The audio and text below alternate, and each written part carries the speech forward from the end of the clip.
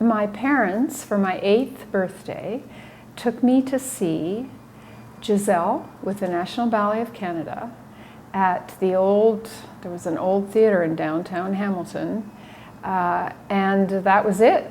I was 8 years old and I fell in love with it, and Celia Franca was dancing the leading role. Lois Smith was doing Myrta that night, the Queen of the Willies. I didn't know them at all, but now I know that, that was the moment.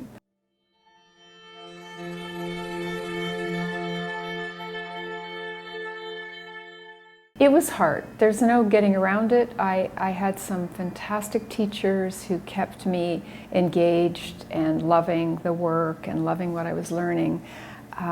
But it was lonely and it was tough. And, it's just, but thank God I hung in there and didn't go home and give up, because I wouldn't have been able to have the career I've had.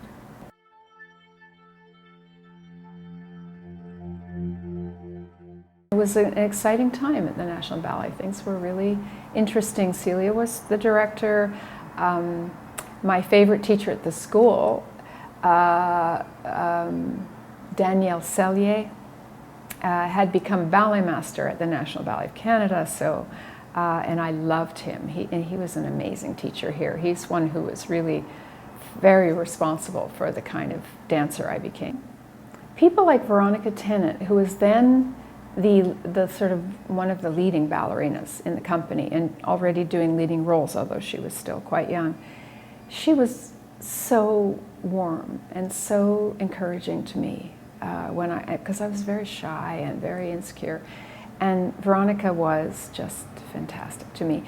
And we're still friends, and that's why. It goes back that far, that she has such a generous nature that she would look after this really anxious, nervous, insecure girl who joined the company.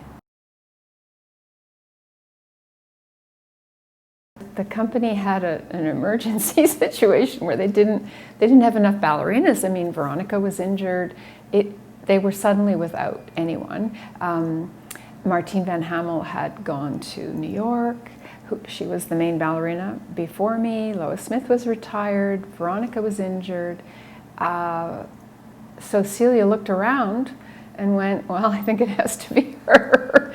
So I made my debut in Erik Bruhn's Swan Lake in Tempe, Arizona in 1972 at a matinee with Hazaro Sermian saving the day. I literally had my knees buckling by the 4th act. I was so exhausted. And he would just pick me up and whoosh me across the stage, and I'd flap my wings and just, phew. I was given a lot of high stress opportunities, and I didn't always perform really well under high stress, and I was terribly insecure, so all of those things were kind of working against me. But again, I had the support of certain people, like Daniel Seiller, like Celia Franca, that kind of would keep me engaged and believing in myself.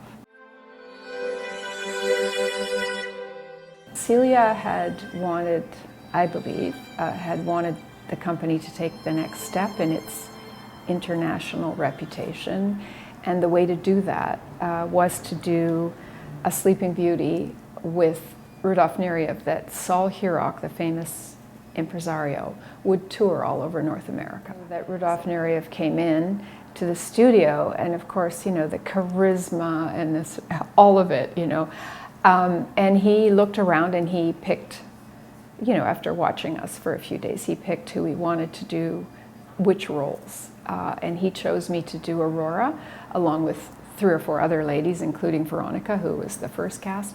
And he chose me to do the Bluebird with Frank Augustyn, which of course, I absolutely loved that part. That was, it was demanding, but not demanding like Aurora. And we had the most beautiful costumes, just stunning. So that was a real launching pad for Frank and I and our partnership. And then we moved into doing Aurora and the Prince as well. And what an opportunity that was for the National Ballet of Canada. We did almost a year on the road all through the US in major cities doing this spectacular production and getting better and better at it. The National Ballet of Canada would never have gotten that opportunity without our association with him. And he was a guiding mentor for me. He did, and for a number of us, including Veronica. But we also had Erik Bruhn as a director, and that was later. And Erik Bruhn, it was a very short time. He was our director, but it was a fantastic, I think it was only 2, maybe 3 years before he got very ill and died, which was devastating for all of us. But he also was very frank.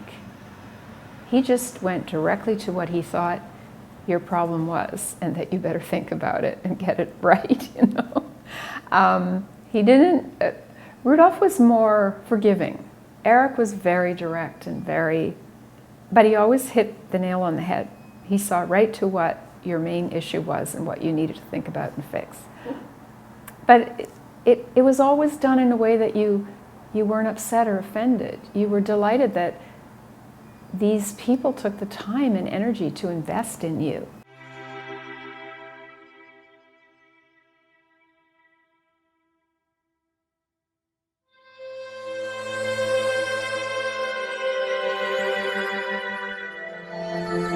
We weren't only doing Bluebird, that was our first thing.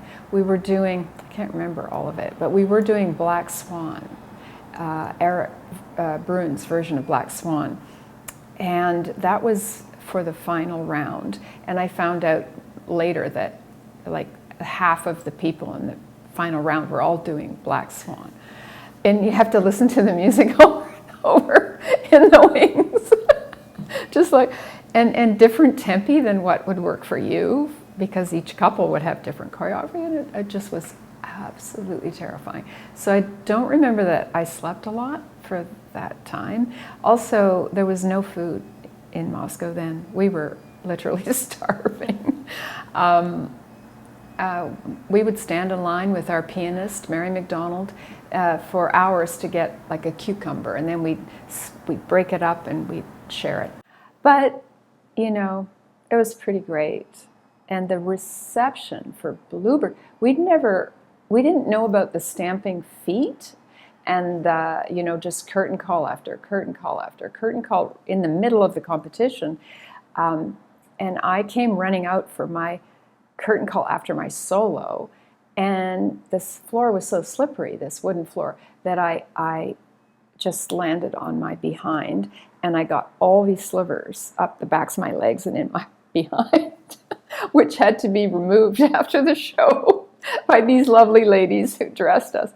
And Frank, he did his solo, and they just went berserk to see this beautiful, long, young man just flying like that. It was a great partnership, lasted a long time, and he was a brilliant partner, because it wasn't as if he was so much bigger than I was, but he had this ability to understand what you needed almost before you knew it.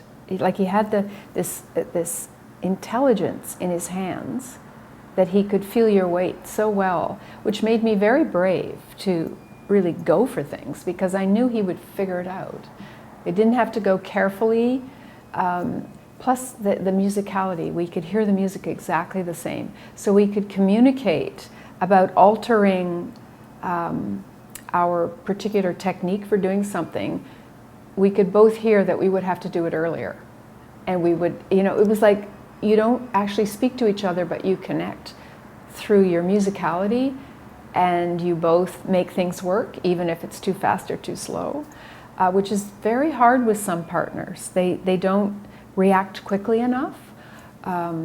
So I had a great sense of trust working with him.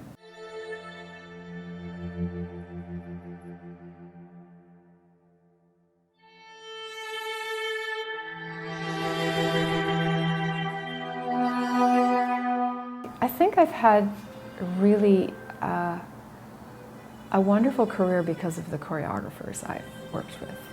and the things they've brought out of me, which unless you have the opportunity to explore yourself in different ways, you don't do it. And they gave me all these opportunities, and they helped me achieve all these different styles. And so that's why I also keep trying to bring in as many interesting choreographers now to the National Ballet, so that these dancers get input, different input from all over about what dancing is today, because it isn't just one thing. It's not just Sleeping Beauty, it's a million other things. And I think we have really, really versatile company today. They're good at everything.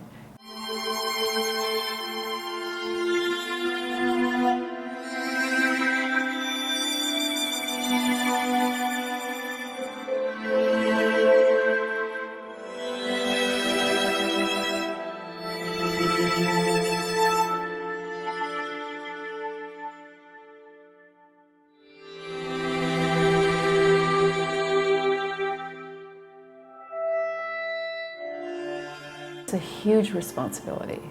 You know, when you're an artist, you have the responsibility to be in your best physical shape, emotional shape, and ability to get on the stage and do a good performance and know what you're doing. And it's so much more complex as a director. And it's all about people. And you actually probably need training as a psychiatrist, psychologist, administrator, and a million other things, which of course I don't have. So you feel kind of like you're stumbling through a lot of it. But basically you're making the artistic choices for the company to look, hopefully, as good as it can look. I feel the audiences in Toronto have really come with us in our voyage of, you know, what ballet can be. It doesn't have to just be what most people think it is, Swan Lake, Sleeping Beauty, those wonderful, wonderful works. It's that and so much more. And I think that's how we get the young people to actually respect it as an art form and want to continue to support it as they get older. Yeah, it's great they love Nutcracker and everybody has a family. It's beautiful, it's wonderful. But these other kinds of works that are so much more demanding on the public, to see how people get it here now, I'm really proud of our public.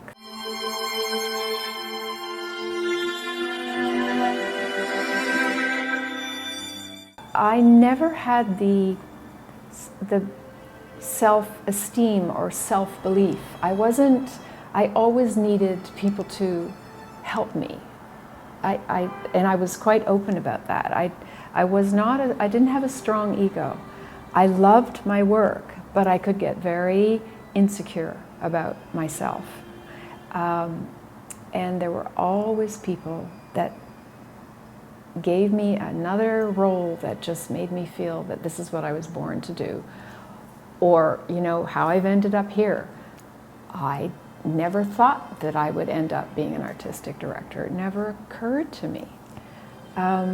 So it all unfolded in a way, but only because of other people that, you know, saw something in me and made me see something in myself.